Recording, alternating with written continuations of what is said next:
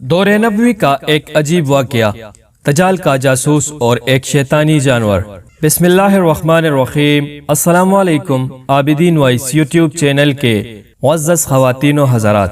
ایک روز اللہ کے رسول صلی اللہ علیہ وسلم جب نماز پڑھا چکے تو ہنستے ہنستے منبر پر تشریف لائے۔ پھر آپ نے فرمایا، جانتے ہو میں نے تمہیں کیوں جمع کیا ہے؟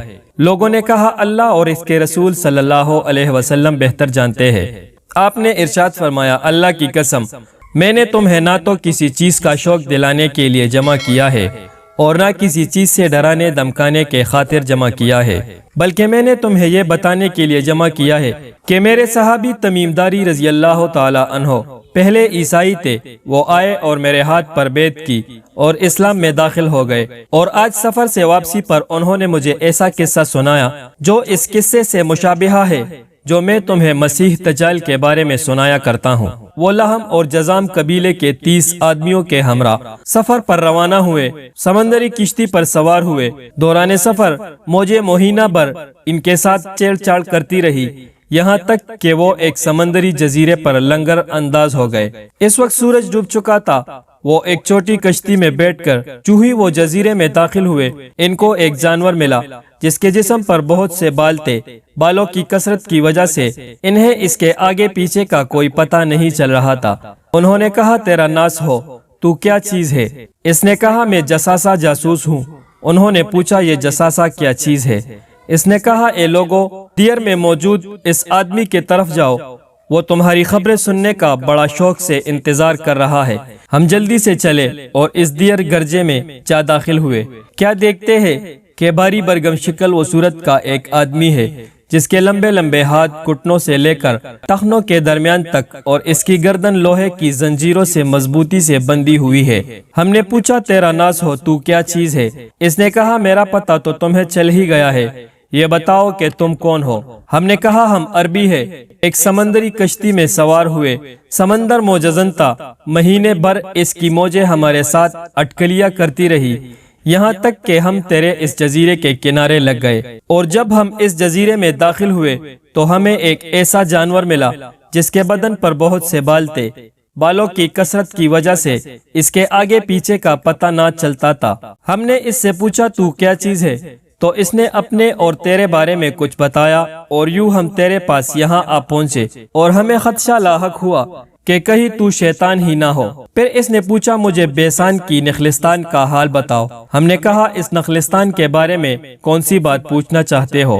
اس نے کہا، میں پوچھ رہا ہوں کہ نخلستان برآور ہوا ہے۔ ہم نے کہا، ہاں۔ اس نے کہا، وہ جلد ہی بے ثمر ہو جائے گا۔ پھر اس نے پوچھا، مجھے بحیرہ تبریہ کا حال بتاؤ۔ ہم نے کہا، اس کے بارے میں کون سی بات پوچھنا چاہتے ہو؟ اس نے کہا، میں پوچھ رہا ہوں کہ اس میں پانی ہے۔ ہم نے کہا، اس میں بہت پانی ہے۔ اس نے کہا، اس کا پانی جلد ختم ہو جائے گا۔ پھر اس نے پوچھا، مجھے زغر کی چشمے کے بارے میں بتاؤ۔ ہم نے کہا، اس زغر کے بارے میں کون سی بات پوچھنا چاہتے ہو؟ اس نے کہا، میں پوچھ رہا ہوں کیا چشمے میں پانی ہے اور وہاں رہنے والے اس پانی سے کھیتی باڑی کرتے ہیں؟ ہم نے کہا، ہاں، وہاں پانی بہت ہے اور وہ لوگ کھیتی باڑی کرتے ہیں۔ پھر اس نے کہا، مجھے امیوں کی نبی صلی اللہ علیہ وسلم کے بارے میں بتائے، وہ کیا کر رہے ہیں؟ ہم نے کہا، وہ مکہ سے نکل کر یثرب میں قیام پذیر ہے۔ اس نے کہا، کیا عربوں نے ان کے ساتھ جنگ کی ہے؟ ہم نے کہا، ہاں۔ اس نے پوچھا، انہوں نے ان کا مقابلہ کیسے کیا؟ ہم نے اسے بتایا کہ وہ قریب قریب کے عربوں پر غالب آ چکے ہیں اور انہوں نے ان کی اطاعت قبول کر لی ہے۔ اس نے پوچھا، کیا واقعی ایسا ہوا ہے؟ ہم نے کہا، ہاں۔ اس نے کہا، ان کے حق میں بہتر ہے کہ وہ ان نبی صلی اللہ علیہ وسلم کی اطاعت قبول کر لے۔ پھر اس نے کہا، اب میں تمہیں اپنے بارے میں بتاتا ہوں۔ میں مسیح دجال ہوں۔ ان قریب مجھے خروج کی اجازت مل جائے گی۔ میں نکل کر زمین کی سیر کروں گا اور 40 راتوں میں مکہ اور مدینہ کے سوا ہر بستی کو گرا دوں گا۔ وہ دونوں میرے لیے ممنوع ہے، اور اگر ان میں کسی ایک بستی کا قصد کروں تو ایک فرشتہ ہاتھ میں برہنہ تلوار لیے میرا سامنا کرے گا اور مدینہ کا دفاع کرے گا، نیز اس بستی کے ہر سوراخ پر فرشتہ پہرا دیں گے۔ حضرت فاطمہ بنت قیس کہتی ہے کہ رسول کریم صلی اللہ علیہ وسلم نے منبر پر اپنی عصا مار کر کہا، یہ طیبہ ہے، یہ طیبہ ہے، یہ طیبہ ہے، یعنی مدینہ ہے۔ دیکھو، کیا میں نے تمہیں یہ قصہ نہیں بتایا تھا؟ لوگوں نے کہا، کیوں نہیں؟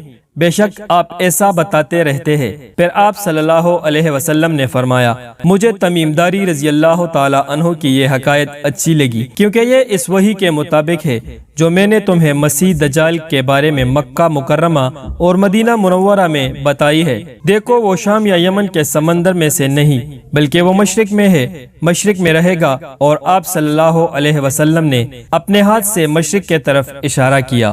امید کرتا ہوں ناظرین کہ یہ واقعہ آپ کو اچھا لگا ہوگا۔ اگر اچھا لگا ہے تو اسے لائک کیجئے، اور اگر آپ ہمارے چینل پر نئے ہیں تو ہمارے چینل عابدین وائس کو سبسکرائب کیجئے۔ ملتے ہیں کسی نئی ویڈیو میں، تب تک کے لیے اللہ حافظ۔ اللہ پاک آپ سب کا حامی و ناصر ہو۔ شکریہ والسلام۔